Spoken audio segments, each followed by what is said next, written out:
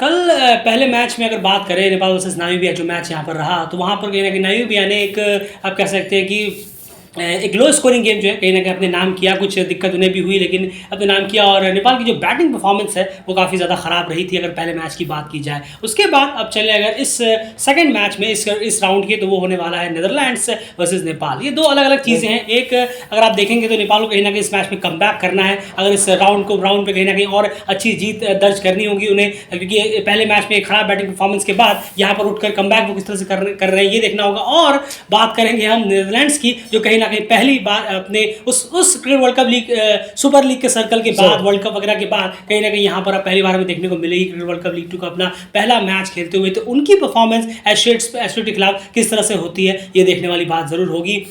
अब इस मैच में दोनों का आमना सामना यहाँ पर होने वाला है। तो अब बात करते हैं ज़रा मैच प्रू के बारे में, क्या कुछ चीज़ें यहाँ पर रहेंगी बेहतर। अब यहाँ पर पहले मैच के हिसाब से अगर हम देखें तो जो गलतियाँ वहाँ पर एज अ नेपाल पर्सपेक्टिव से हम कह रहे हैं जो गलतियाँ वहाँ पर हुई थी वो पोस्ट मैच एनालिसिस में हमने आपके सामने प्रेजेंट की है। उम्मीद है कि आपने वो ज़रूर सुना होगा। चलिए उस सब के बारे में बात हो चुकी है। अब बात करते हैं कि इस मैच में क्या कुछ यहाँ पर एक्सपेक्टेशन रहेगा और क्या कुछ चीज़ें यहाँ पर दोनों ही टीमों के पर्सपेक्टिव से चाहे बॉलिंग से हो या बैटिंग से हो ध्यान में रखने की जरूरत होगी। लेकिन एंड उसमें जाने से पहले सबसे पहले चाहूँगा कि आप प्लेइंग 11 दोनों टीमों की बताएं कि क्या प्रोबेबल 11 कम से कम डेलीकेट एक्सपेक्ट करेगा इस मैच में। ज़रूर देखिए, अगर हम बात करें नीदरलैंड्स की तो यहाँ पर कप्तान Scott Edwards, Max O'Dowd, Vikramjit Singh, Wesley Barresi, Bas D Leede, Sybrand, Engelbrecht, Teja Nidamanuru, Roelof van der Merwe, Aryan Dutt, Kyle Klein और विवेन किंगमा। तो ये डेलीकेट को लगता है कि ये प्रोबेबल 11 जो नीदरलैंड्स की पहले मैच में उतर सकती है। चलिए तो कहीं ना कहीं ये प्लेइंग 11 नीदरलैंड के हम एक्सपेक्ट कर रहे हैं। वहीं अगर हम सिर्फ नेपाल की बात करें तो उनकी प्लेइंग 11 आप क्या एक्सपेक्ट करें? जरूर रोहित पौडेल कप्तान, कुशल भुर्तेल, आसिफ शेख, और उसके बाद बात करें अनिल शाह भीम शाह की। उसके बाद हम देखें कुशल मल्ला, आरिफ शेख, दीपेंद्र सिंह एरी, और उसके बाद हम देखेंगे यहाँ पर माफ़ कीजिएगा सोपाल कामी, करण केसी, ललित राजबंशी। ये प्लेइंग 11 अगर हम देखें पूरी तो इस तरह होगी प्रोबेबल प्लेइंग 11 नेपाल। बिल्कुल, तो कहीं ना कहीं अब वक्त आ गया कि यहाँ पर कहीं ना कहीं बहुत इंपॉर्टेंट बड़ा मैच है तो अपने दो जो पुराने प्लेयर्स हैं उनको यहाँ पर इंक्लूड करें, क्योंकि उम्मीद है कि दीपेंद्र सिंह एरी का जो IL-T20 लीग का मैच था वो कहीं ना कहीं कल रात में कंप्लीट हो गया है। तो उसके बाद उम्मीद करेंगे कि आज शायद वो नेपाल पहुंचे और उसके बाद अपने सेकंड मैच में यानी नीदरलैंड के खिलाफ वो मैच में उतरे। बस देखना होगा, लेकिन उम्मीद पूरी है कि शायद वो इस मैच के लिए अवेलेबल हो जाए। तो दीपेंद्र सिंह यहाँ इंक्लूड होंगे और साथ साथ आरिफ को यहाँ पर इंक्लूड जरूर करेगा डेलीकेट। बहुत ज़रूरी है क्योंकि वो रन्स ODI में एक अच्छे प्लेयर हैं और रन्स वो करते हैं और कुछ ओवर्स भी वो वहाँ पर निकाल सकते हैं और फील्डिंग वगैरह तो उनकी है ही है। तो चलिए ये अब देखना होगा किस तरह से टीम सेव करती है, लेकिन ये प्रोबेबल 11 हमारी रहेगी दोनों टीमों की, नीदरलैंड्स और बात करें हम नेपाल की। तो ये बात हो गई प्लेइंग 11 की। अब हम चले सीधे यहाँ पर नेक्स्ट सेक्शन की तरफ। बैटिंग अगर हम बात करें, जैसे हमने कल बात की थी इससे पिछले वाले मैच प्रीव्यू में, बैटिंग और बॉलिंग दोनों अलग सेक्शन की। बैटिंग सेक्शन में अगर बात की जाए पहले तो नीदरलैंड्स के बैट्समैन के लिए आप यहाँ पर क्या पहले कहना चाहेंगे, फिर डिस्कस करेंगे नेपाल की बैटिंग के बारे में भी। बिल्कुल, और नीदरलैंड्स की तो खैर बल्लेबाज अभी काफ़ी क्रिकेट वगैरह खेल कर आए हैं। उन्होंने अलग अलग बॉलर्स को खेला, जाना, अलग अलग बहुत जगह गए भी क्रिकेट खेलने के लिए। एक्सपीरियंस तो सबसे पहले बहुत बड़ी चीज़ है जो इन प्लेयरों के पास मौजूद है। मैक्स हो, आपके विक्रमजीत हो, वेस्ले हो, उसके बाद स्कॉट एडवर्ड, बेस डी लीड जैसे प्लेयर वहाँ पर हैं। साइब्रैंड तो नए हैं खैर, लेकिन उन्होंने बहुत अच्छा किया था। और तेजा भी साथ में कई जगह गए हैं, क्रिकेट खेला है, तो वो एक्सपीरियंस सबसे पहले काम आएगा।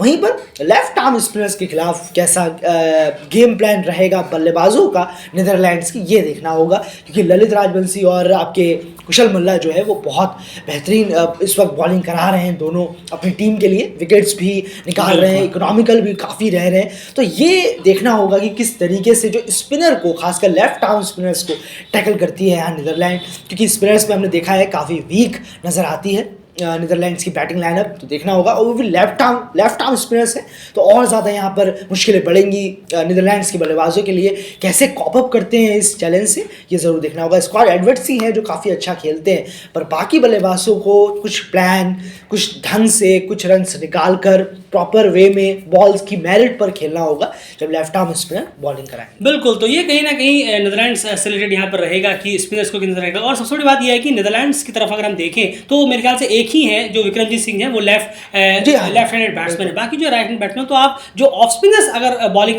में आते हैं नेपाल की तरफ से, तो उन पे कहीं ना कहीं आप रन्स निकालने की कोशिश यहाँ पर कर सकते हैं, जो कि इतना ज़्यादा दिक्कत आपके लिए क्रिएट नहीं करेगा एज अ राइटी बैट्समैन। लेकिन इन जो ओवर्स होंगे, जो लेफ्ट आर्म स्पिनर्स के ओवर्स होंगे, इन पे कहीं ना कहीं आपको थोड़ा सा कंट्रोल रखना होगा और अननेसेसरी शॉट से बचना होगा। जो गलतियां कहीं ना कहीं कल नावी भी आके दोनों ही ओपनर्स ने की थी, जो बहुत बड़ी गलती की थी और अपना विकेट अपने थ्रो कर दिए, और वो उस तरह की गलतियों से अगर बचना होगा तो डेफिनेटली एक अच्छा टोटल टीम लगाने में कामयाब रहेगी। ये एक चीज़ें थ्रेटनिंग रह सकती है कि वो लेफ्ट आर्म स्पिनर्स को किस तरह से टैकल करते हैं, ललित और कुशल को खास करके, जो अभी रिसेंटली काफ़ी अच्छा कर रहे हैं। चलिए, ये तो बात हो गई नीदरलैंड्स की बैटिंग से रिलेटेड। अब अगर नेपाल की बैटिंग के पर्सपेक्टिव से यहाँ पर हम चीज़ें देखें तो सबसे इंपॉर्टेंट चीज़ उनकी वही रहेगी जो कहीं ना कहीं कल नामीबिया के खिलाफ एक छोटी सी सही लेकिन एक इनिंग में भीम शार्की ने दिखाई थी, और वो है स्ट्राइक रोटेशन। बिल्कुल, ये पॉलिसी जो है वो अपनानी बहुत ज़्यादा ज़रूरी होगी, स्ट्राइक रोटेशन, कि जितनी ज़्यादा देर तक आप अपने पास स्ट्राइक रखेंगे उतना ज़्यादा आपके आउट होने के चांसेस भी बढ़ जाएंगे। और यही होता है कि हम देखते हैं कि सामने जो ओपोनेंट एक बॉलर जो है, एक बॉलर की मेंटलिटी यही होती है कि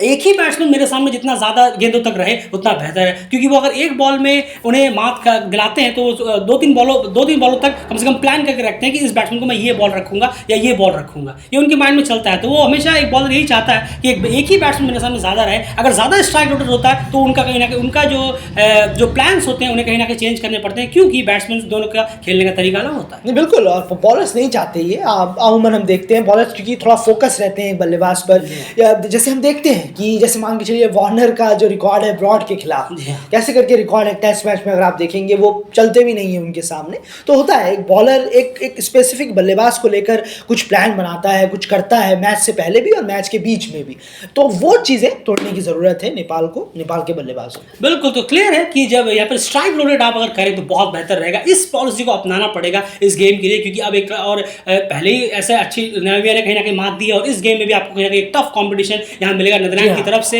एक अच्छी बॉलिंग है, अच्छी पेस अटैक भी यहाँ पर उनके लिए होगी। तो किस तरह से आप स्ट्राइक रोटेट करते हैं, एक बाउंड्री आई आप तुरंत अपने पास स्ट्राइक ना रखिए, ये एक बाउंड्री के बाद 2 बाउंड्री 3 बाउंड्री मारने का जो लालच रहेगा, इसी में विकेट्स गिरते हैं। और यही कहीं ना कहीं हमें कल के मैच में भी देखने को मिला नामीबिया, और पहले भी देखने को मिला है, क्योंकि आपको बॉलिंग देखनी पड़ेगी। ये सामने कनाडा होती तो उनकी बॉलिंग हमने देखी कितनी एवरेज थी कि उनकी शायद अब 3-4 बॉलों में लगातार मार दे, और मारा भी अनिल शाह जैसे प्लेयर्स ने भी। लेकिन कुछ बॉलें ऐसी बॉलर, अब ये एक अलग बॉलिंग यूनिट है, अलग टीम है, यहाँ पर कहीं ना कहीं आपको थोड़ा सा देखभाल कर समझ कर प्लान करके खेलना होगा। स्ट्राइक रोटेशन जितना आप अपनाएंगे उतना ज़्यादा आपके लिए फायदा रहेगा। एक डबल आया है, उसको स्ट्राइक लेकर आप नॉन स्ट्राइक एंड पे चले जाइए। अब दूसरे बैट्समैन को भैया अब आपकी बारी, मैंने तो 2 बॉलों में 3 मार दिए, अब आप देखिए आपको क्या करना है। ये पॉलिसी आपको अपनानी होगी, कहीं ना कहीं बहुत फायदेमंद रहेगा। और इसी के साथ एक और चीज़ इंक्लूड रहेगी कि शेल में ना चले जाए।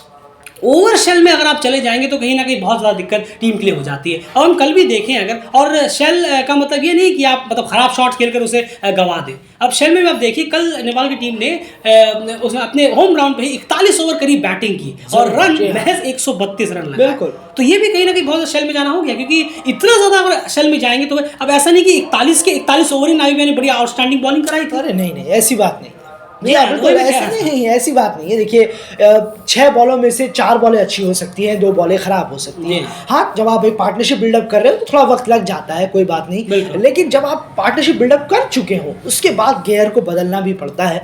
लेकिन ये चीज़ें बहुत कम देखने में आती हैं सामने, पर उम्मीद यही रहेगी कि शेल में ना जाए। अगर आप एक पार्टनरशिप बिल्डअप कर रहे हैं, 30 रन 40 रन की एक स्टार्ट हो चुकी है पार्टनरशिप, तो उसका यूटिलाइज और बेहतर तरीके से कर सके, क्योंकि आप समझ चुके हैं कि अब शेल में जाने का कोई मतलब नहीं है, क्योंकि हम बॉलर्स को पिच जहाँ फील्डर्स लगे हैं उन्हें भी समझ चुके हैं, जान चुके हैं, और बॉलर जो सामने से हमें बॉलिंग करा रहे थे हम वो भी समझ चुके हैं, क्योंकि हमारी 30-40 रन की पार्टनरशिप हो चुकी है। तो उसके बाद थोड़ा अपना स्पीड को बढ़ाएं, शेल में ना चले जाएं कि अरे अब तब भी ये सोचेंगे कि 4 विकेट गिर चुके हैं तभी आप शेल में जाएंगे। अगर थोड़ा सा अपनी सोच को थोड़ा सा बड़ा करेंगे, फील्डर्स को आराम से देखेंगे ध्यान से, तब आप सिंगल डबल्स वगैरह लेते हुए चलेंगे तो शेल में आप नहीं जाएंगे, अदरवाइज बहुत ज़्यादा शेल में चले जाएंगे। बिल्कुल सही कहा आपने। और जैसे हमने अभी आपने कहा कि सिंगल डबल्स वगैरह लेते जाएंगे तो आप शेल में नहीं जाएंगे, तो यही सबसे बड़ी चीज़ है। अब यही एक वो हम कहते हैं ना, एक थिन लाइन है जो कहीं ना कहीं समझने में और ना समझने में जो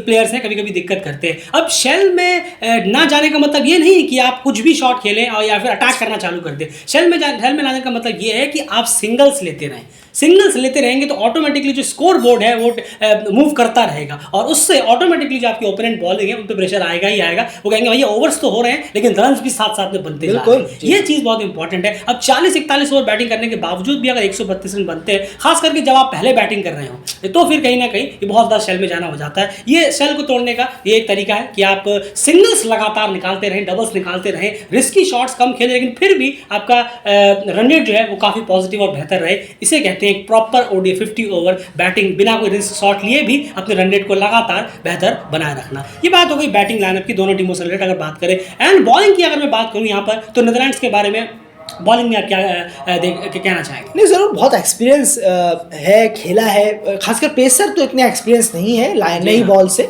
काइल क्लेन है, विवेन किंगमा है, अगर हम बात करें तो इतने एक्सपीरियंस तो नहीं है क्योंकि उनके जो मेन पेसर्स हैं वो भी यहाँ नहीं आए हैं। Logan van Beek, Paul van Meekeren जैसे, फ्रेड क्लासन जैसे पेसर्स, तो मज़ा ही आ जाता है, खैर अलग।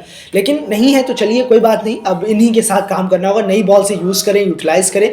और रॉल्फ वैन डर मर्वे, बैस डी लीड, पुरानी बॉल से आर्यन दत्त है, नई बॉल से अच्छा कराते हैं, स्पिन पावर प्ले में आते हैं वो, लेकिन पुरानी बॉल से शायद नीदरलैंड काफ़ी हमें यहाँ पर अच्छा करते हुए दिखे क्योंकि उनके पास जो प्लेयर्स हैं बैस और आपके रॉयल वैन डर मर्वे, वो पुरानी बॉल से बहुत ही अच्छी बॉलिंग कराते हैं। हम कई बार ऐसा देख चुके हैं। बिल्कुल। और एक और प्लेयर पे यहाँ नजर है कि उनके बारे में आपका क्या ख्याल है? आर्यन दत्त की मैं बात कर रहा हूँ। नई बॉल से वर्ल्ड कप में उन्होंने काफ़ी अच्छी बॉलिंग कराई थी, ओडीआई वर्ल्ड कप में जो रिसेंटली गया है। उनसे क्या एक्सपेक्टेशंस आपकी रहेंगी इस खास करके गेम 1? नहीं, दिक्कत तो पैदा कर सकते हैं। काफ़ी अच्छा उनकी जो हवा के साथ भी बॉल मूव करती हुई दिखी थी वर्ल्ड कप में हमें, एयर के साथ, क्योंकि वो काफ़ी कंडीशन की तरफ से आते हैं, जिस तरफ से हवा चल रही हो तो बॉल लहराती हुई भी दिखी है उनकी। जब वर्ल्ड कप में जब इस पर कमेंटेटर भी बात कर रहे थे तब भी ये बात कर रहे थे वो कि बॉल इनकी हवा में जाते वक्त लहर रही है। शायद ये तिक्षाना के साथ भी होता है, जब वो वर्ल्ड कप क्वालिफायर में खेल रहे थे लास्ट ईयर, तब उनकी बॉल ऐसी बहुत हो रही थी,